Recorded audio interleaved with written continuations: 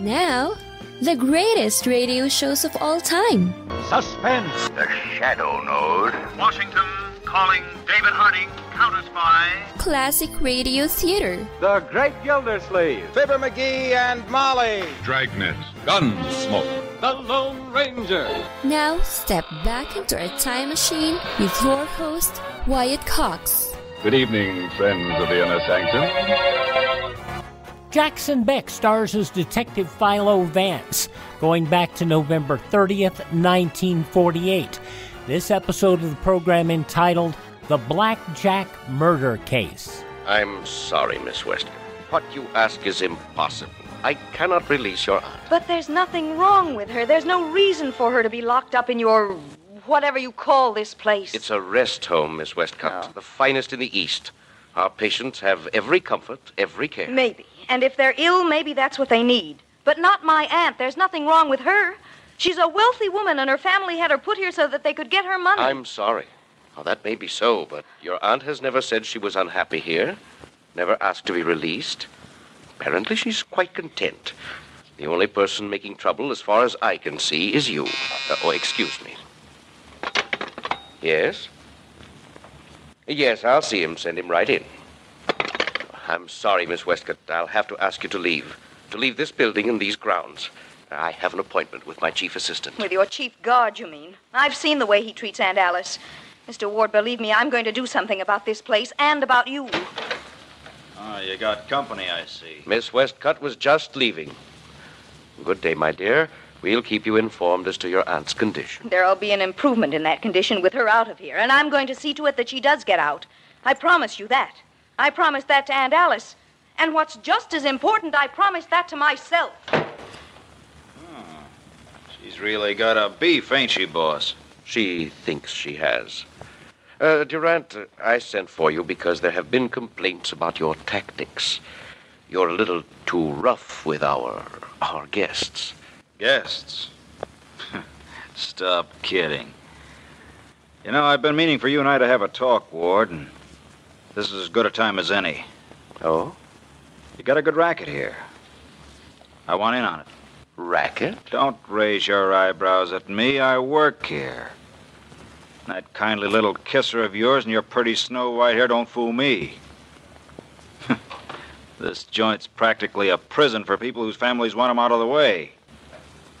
You ain't such a nice character as you look, Ward. Well, that does call for a little talk between you and me, Al. Shall we say this evening?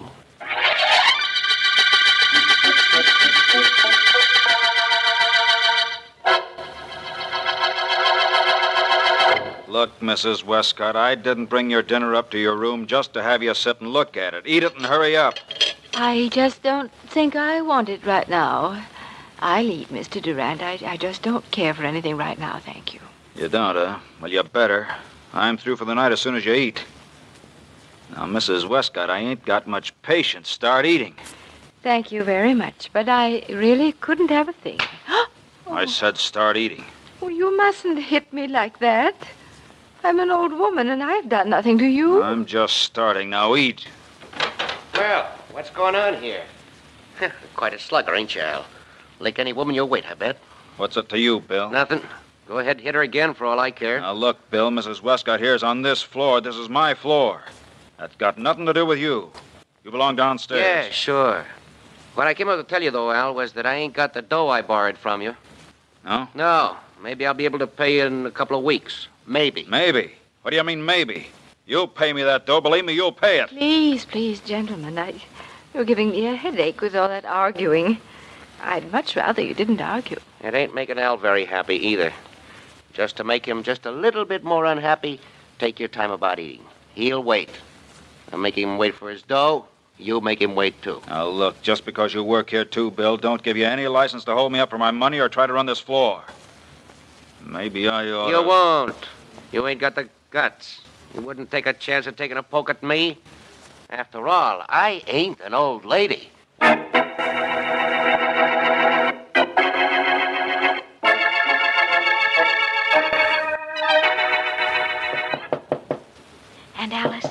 Aunt Alice, please wake up. Aunt Alice. Joan, dear, what are you doing here at this time of night? Let me in quickly. Of course. Aunt Alice, get your clothes together. I'm going to get you out of here. But why, dear? I have no place to go.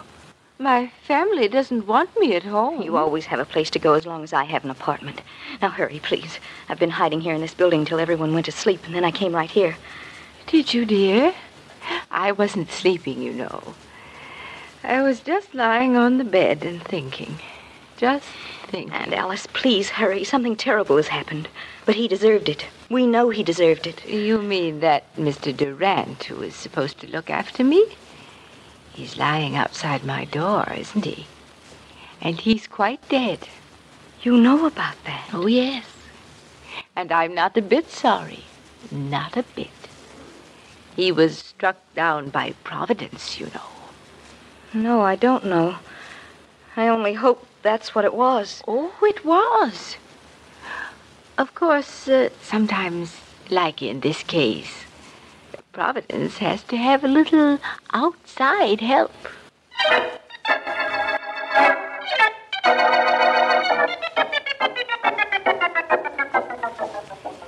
The solution of murders lies not so much in the mistake made by a murderer, but in the ability of the investigator to find that mistake. Well, I got that, Mr. Vance. That's good, Miss Woods. Now, let me see. How am I doing since Miss Deering's been away seeing her mother, Mr. Vance? Great, huh? Adequate. Adequate but refreshing, Miss Woods. Mr. Vance, you seem a little unoccupied. Something on your mind? No, nothing. That's the reason for my being preoccupied, I imagine.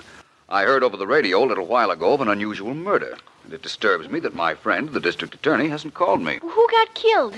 The guard at a private sanitarium. I don't understand why Mark... I'll get that myself, Miss Woods. It's probably Mr. Markham. Hello? Mr. Vance? Yes? This is Joan Wescott. Mr. Vance, there's something you must do for me. Is there? Yes, I'm calling from the ward sanitarium where that guard was murdered. I'm being held here because I tried to get my aunt out last night. Mr. Markham is here and Sergeant Heath.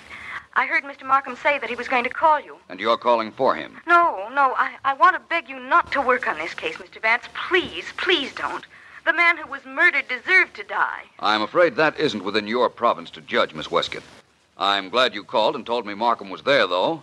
It gives me every reason to go up. Goodbye, Miss Wescott.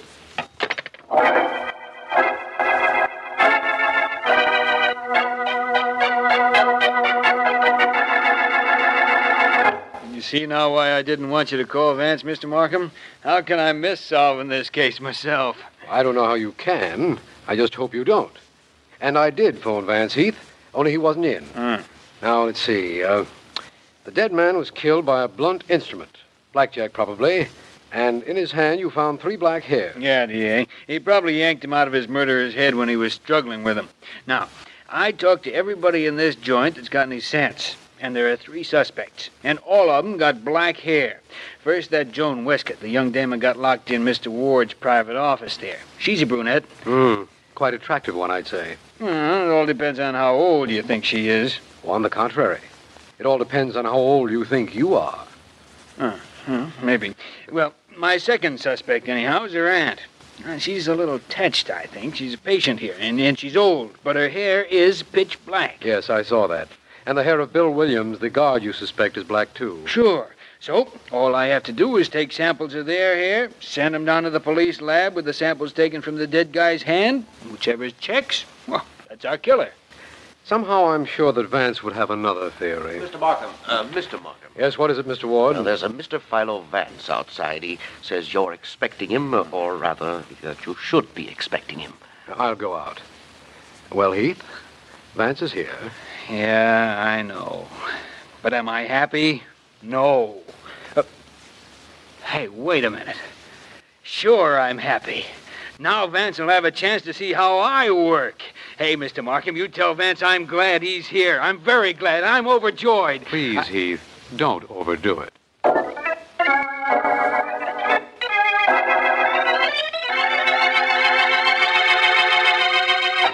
Thanks, Markham. You're welcome. Just give me a few minutes in Mr. Ward's office with Joan Wescott and that other guard, Mr. Williams, and I'll be satisfied. All right. You know, of course, that the reason you didn't reach me on the phone was because I was on the way up here. Of course. My fault for calling late. Go right in, Vance. I'll wait for you here. All right. You know, murder in a sanitarium is such a delicate thing. I'm really gratified that you did come. Right, and thanks again. It's all right. Well, hello, you two. Hello? Hiya. My name is Vance. Oh. I've a purely academic question to ask both of you. Miss Westcott, did you kill Mr. Durant?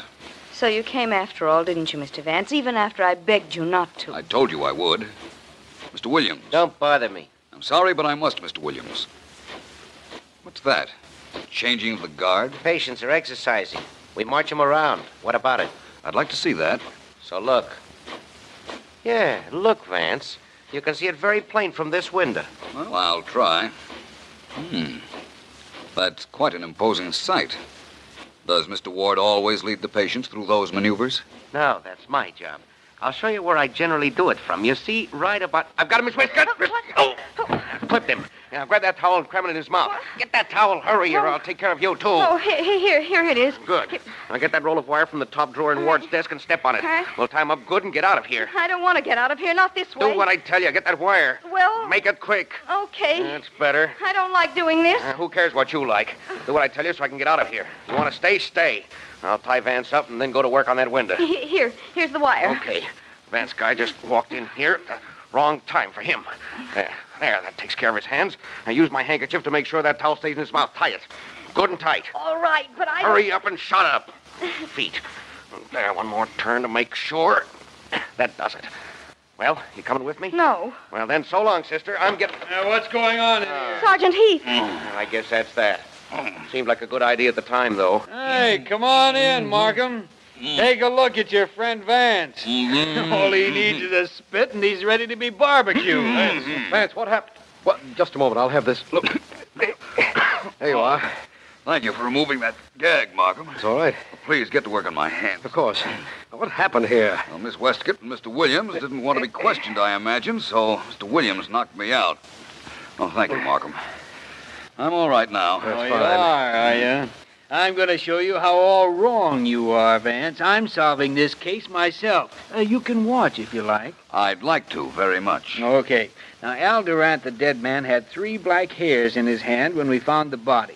So, a black-haired guy, or gal, killed him. That's entirely reasonable. Sure it is.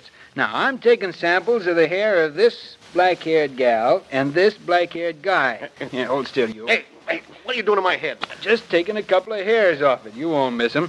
Now, you, miss. Don't you dare use that scissors on my head. Oh, okay, do it yourself. Here. Oh, all right. This is all completely ridiculous. Perhaps not, Miss Wescott.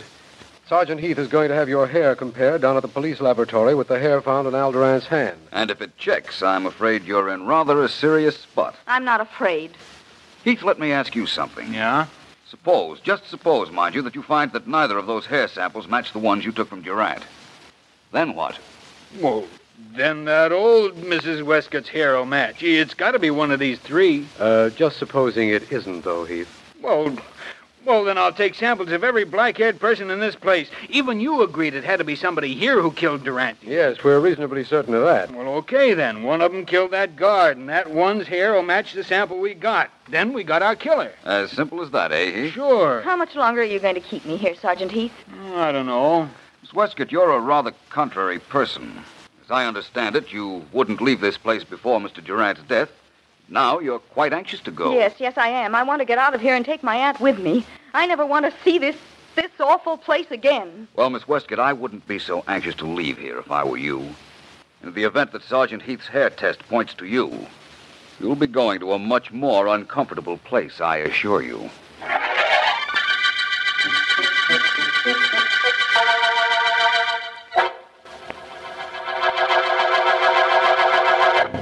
November 30th, 1948. Philo Vance on Classic Radio Theater with Wyatt Cox. Now on Classic Radio Theater with Wyatt Cox, more of Philo Vance, November 30th, 1948.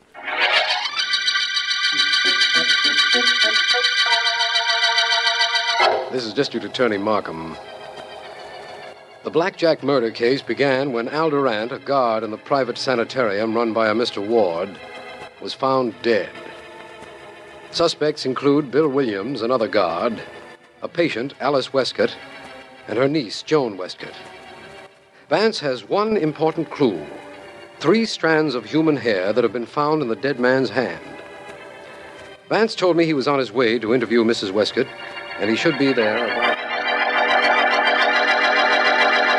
Please sit down, Mr. Vance.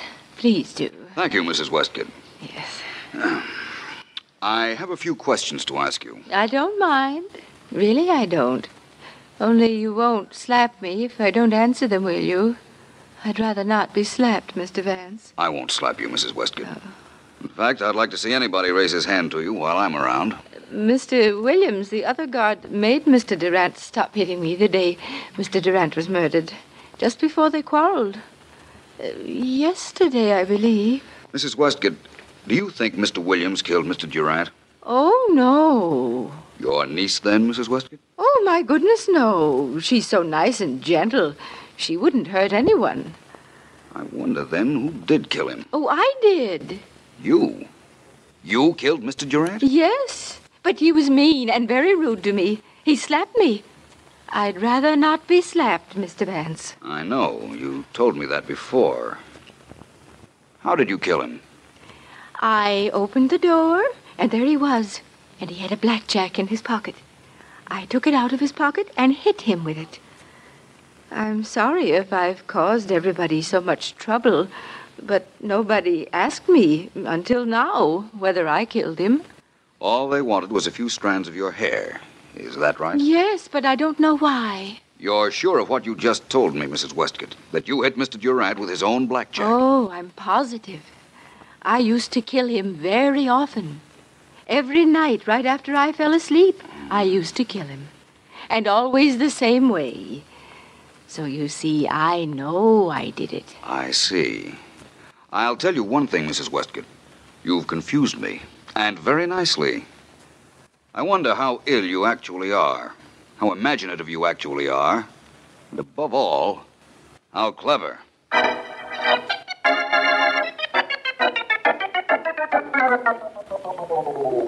What a case this is, Mr. Markham. The only clue is a couple of hairs, and listen to this report the police laboratory sent me. You can listen too, Mr. Ward. Well, thank you, Sergeant Heath. Go ahead, Heath. I sent him the hairs we found in Al Durant's hand, and the hairs from our 3 suspects. Now, listen. Sergeant Heath, this is to inform you that there is no similarity between the samples taken from the heads of your suspects and the original hairs found in the dead man's hand. Signed, Morgan Police Laboratory. Looks like we haven't gotten very far on this case, doesn't it, Heath? Yeah, sure does. A fine time for your friend Vance to run out on us. Oh, he'll be back. I know that. You know it, but what do I know? All I know is a black-haired guy killed Al Durant. Well, I'll leave you with Mr. Ward. I'm going to go looking for another black-haired guy. And see you later, Mr. Markham. Mr. Ward. Right. How soon will the police leave here, Mr. Markham? They've Well, spoiled my discipline, my routine. They've ruined this office. How do they ruin it, sir? By using it? Look and see. Papers helter-skelter, the desk moved, everything topsy-turvy. Nothing is in its proper place. Everything must be in its proper place, Mr. Markham. Yes, I know. And the reason we've made such a mess out of your office, Mr. Ward, is because we're trying to put a murderer in his proper place. Behind bars.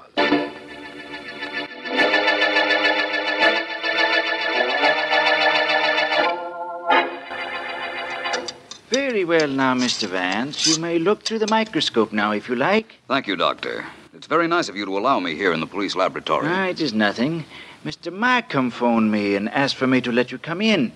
I was glad to have you. Sometimes even scientists like a little audience.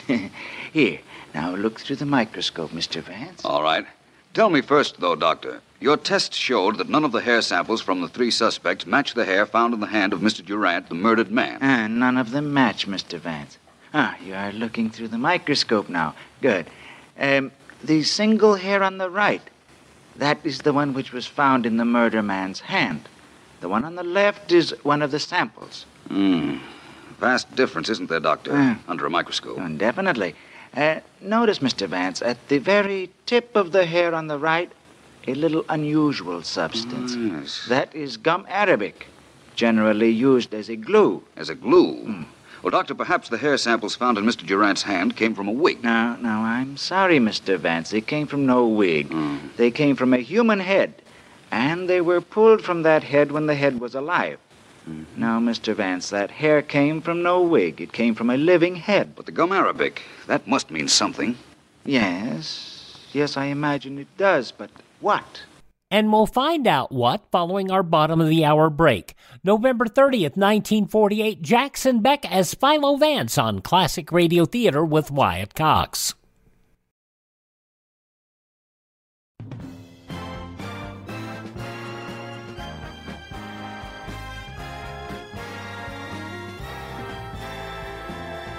Thank you for tuning in to Classic Radio Theater with Wyatt Cox. Now the conclusion of Philo Vance, the Blackjack murder case, November 30th, 1948. What, Doctor? Well, unless I'm very much mistaken, it means I know who murdered Al Durant.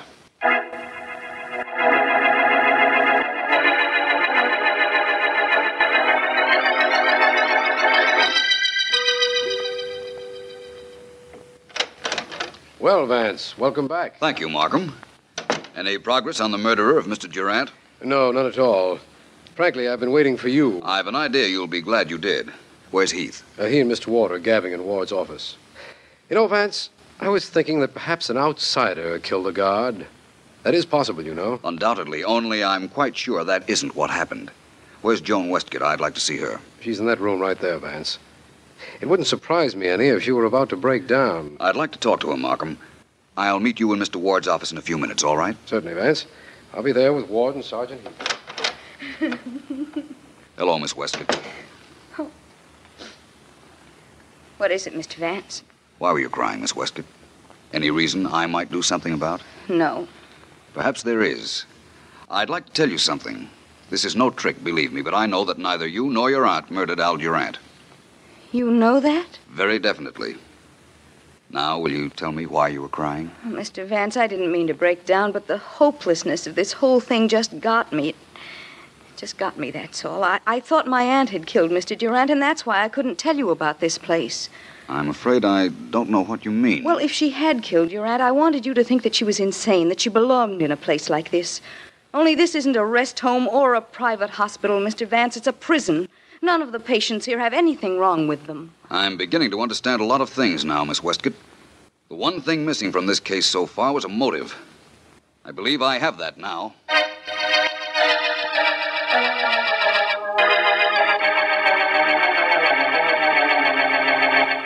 You'd do all of us a great favor, Mr. Ward, if you'd cooperate with Sergeant Heath and me. I'd be glad to, Mr. Vance. How can I help? I'll get around to that in a moment.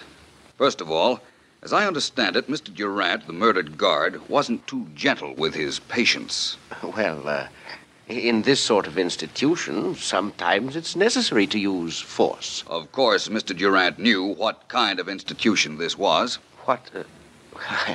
I don't understand. I think you do, and I think he did.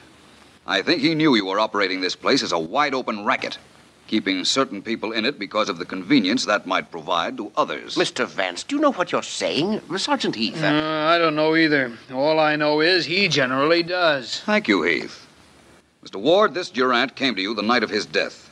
Probably came to your room and demanded money in return for keeping his mouth shut. What? You quarreled, and you killed him. Oh. Then dumped his body outside Mrs. Wescott's door. Ridiculous. This guy's the murderer, Vance? That's right. Joan Wescott thought that perhaps her aunt had done it, so she wouldn't talk, and in fact tried to keep me off the case. The aunt thought Joan had done it, so she pretended to be slightly insane and confessed. But I have proof that it was Ward. Vance, the murderer is a black-haired guy. That much we know. Ward's hair is snow white. I think Mr. Ward's hair, what's left of his own hair, is black. Take that toupee off his head, Heath. Keep away. Don't touch me. Vance says that's a toupee. Now get your hands down or I won't touch you. I'll scalp you. Hey, Hey, Vance. It came off in my hand. It is a wig. So I see. What's left of his original hair is black. And I think you'll find the black hair matches the ones you took from Durant's hand. I'll get you for this, Vance. If you live to be 1,000, I'll get you. I doubt that, Mr. Ward. I doubt your getting me. I doubt my living to be 1,000. And I doubt that you'll live to your next birthday. See to that, will you, Heath? You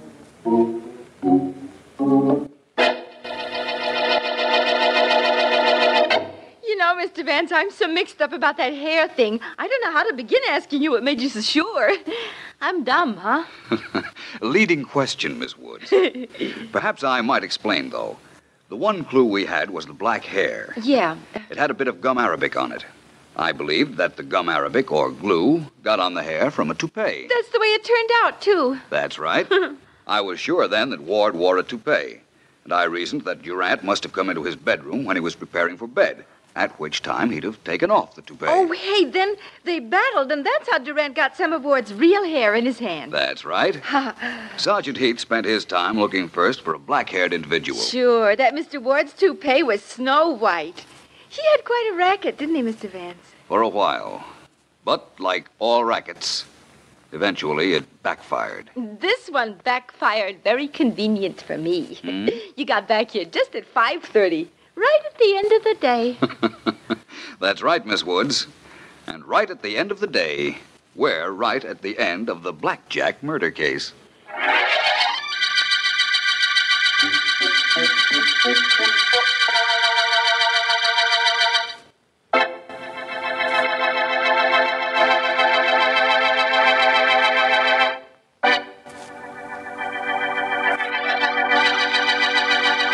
November 30th, 1948, Philo Vance on Classic Radio Theater with Wyatt Cox.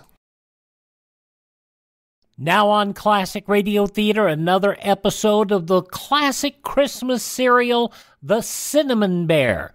This episode, with the Inkaboos, goes back to November 30th, 1937. Well, Judy and Jimmy and the Cinnamon Bear overtook the Crazy Quilt Dragon last time and cornered him on a cliff overlooking the Root Beer Ocean. But no amount of persuasion could make him hand over the Silver Star, which he had stolen.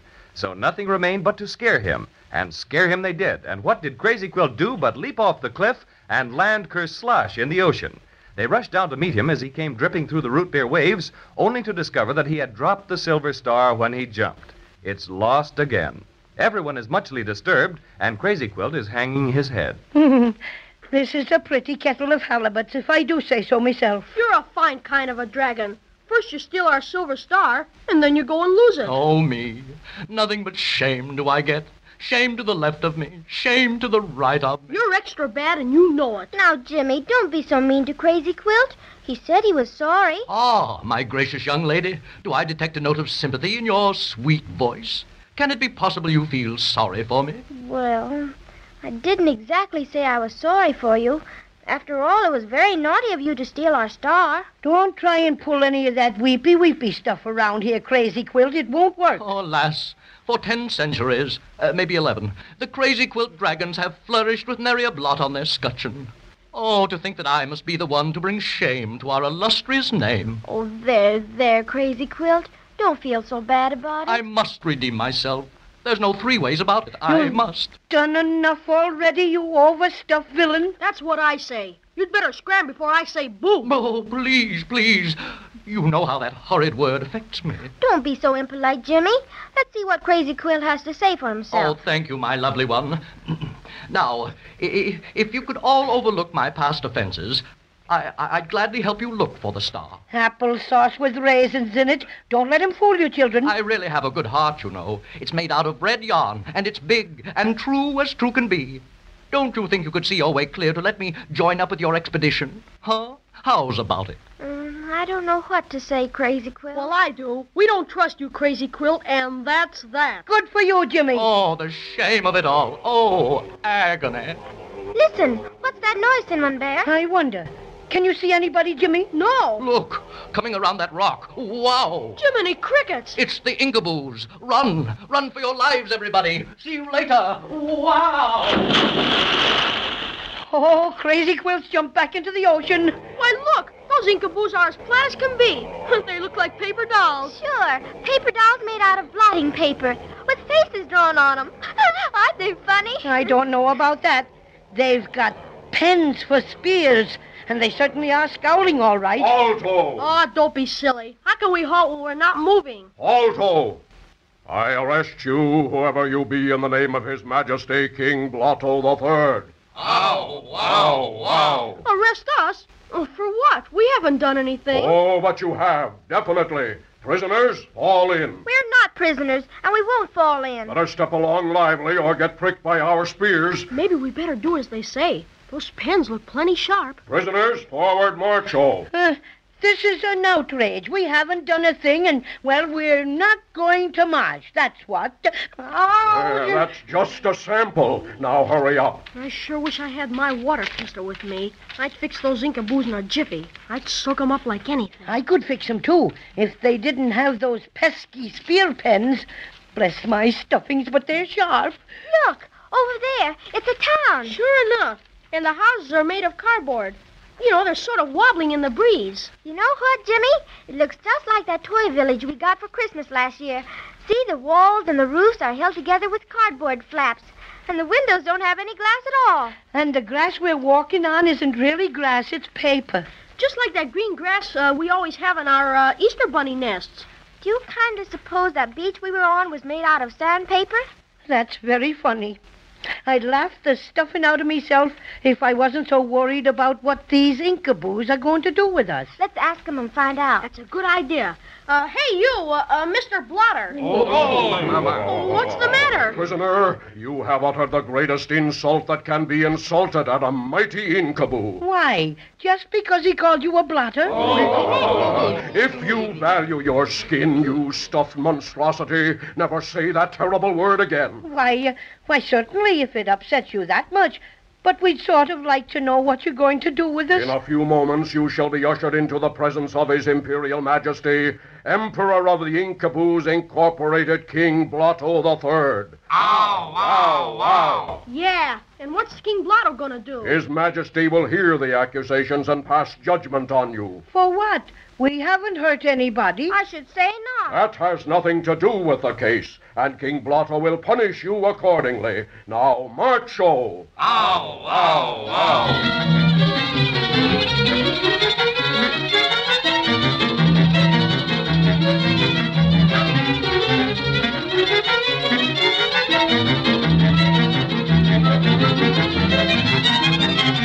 Listeners, you are about to enter the royal audience chamber. Bow your heads and keep them there until His Majesty speaks. I'm afraid that's impossible for me. You see, my head is fastened on so it can move sideways, but not up and down. Oh, this will never do. Everyone must show His Majesty the utmost respect. I'll tell you what I'll do. I'll just turn me head clean around so it's facing backwards. How is that? A bit irregular, but it'll do. Guard, sound the royal fol-de-rol. Prisoners, forward march, oh, and keep your heads bowed. Hope I don't stumble. Me too. With me head turned backwards, I haven't the slightest idea where I'm going. Prisoners, halt, oh. Your most unusually high highness, we bow in your mighty presence. Hail, King Blotto III. Ow. More respect, please. You're not half enthusiastic enough. Ow, and double wow. That's better.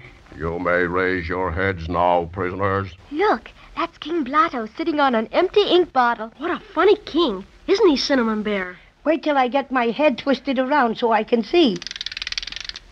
Ho, what a sight! Order. Who are these things, Captain? We're not things, we're people. And very good people, I might add. When we wish you to add, we'll tell you about it. Quiet. Proceed, Captain. Your Majesty, we found them standing right on the boundary line of the dominion of the Inkaboos Incorporated. And what's more, they had their shoes on. Oh. This is an offense, isn't it? By the way, what offense is it? A violation of Ordinance Number 23 Skidoo, which prohibits foreigners from standing on an Inkaboo boundary line with shoes on. Oh, yes, so it does. Well, how did we know it was against the law? Yeah, we didn't see any boundary line. Where is it? That's what I'd like to know. Where is it? It's a secret. Well, you can't very well arrest us for standing on something that we don't know where it is. Ignorance of the law is 9/10 of something. And besides, you should have taken your shoes off. Then we wouldn't have bothered you. Then that lets me out. I don't wear any shoes, so I couldn't very well take them off. What? Then you're doubly guilty because you didn't have any shoes to take off. But that's not fair.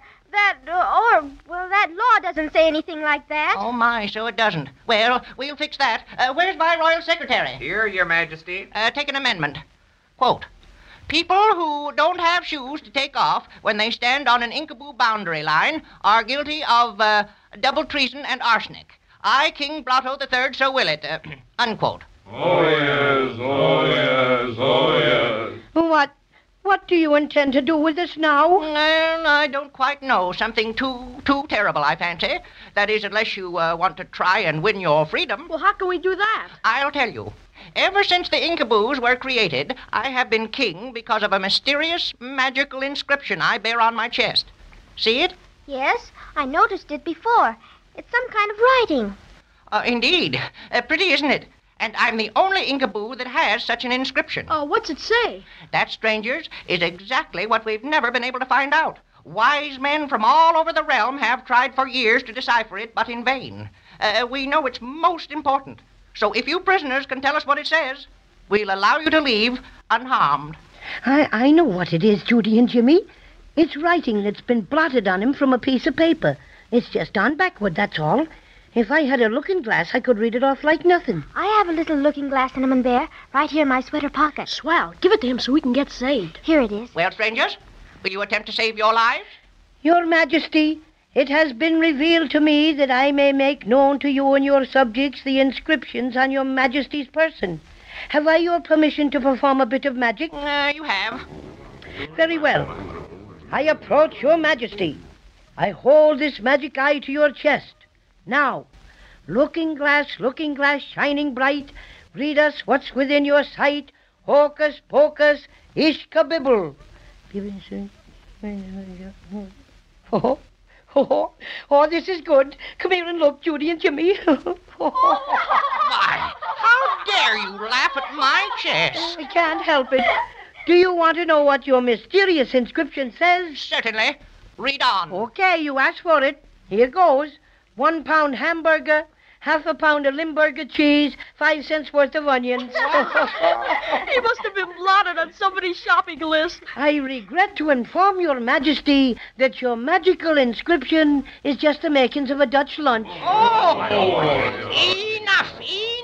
Your insults and laughter at our royal expense shall cost you dearly. What do you mean? Captain, summon the royal guard. Summon the royal executioner. Executioner? Conduct these insulters outside the gates. Yes, Your Majesty. And have them thrown into the immense inkwell.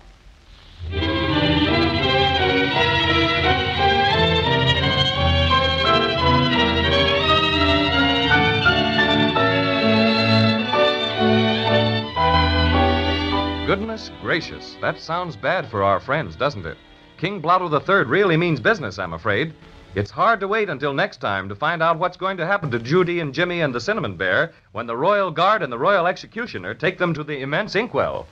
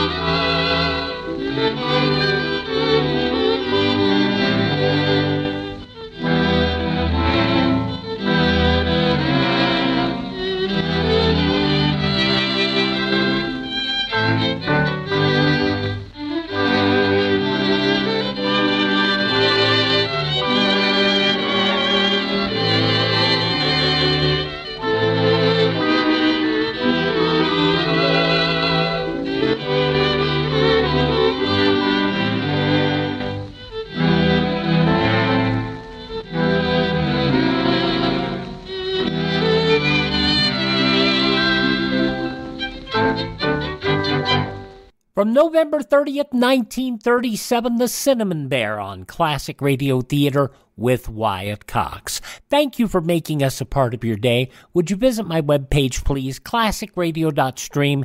That's classicradio.stream, where you can stream our shows, learn about building a classic radio collection of your own. You can contact me there. And if you'd like to help us expand our collection of classic radio programs to bring you here, you can buy me a coffee. That buy me a coffee money does not buy me coffee. We use it to not only help expand our collection, but also to help us ensure that our distributions channels stay up and running. That is at classicradio.stream. Oh, our social media links are there too. Thank you so much for tuning in. Thank this station. Support their advertisers. Tell your friends. The great radio shows are right here at this spot on the dial. Classic Radio Theater with Wyatt Cox on your favorite radio station.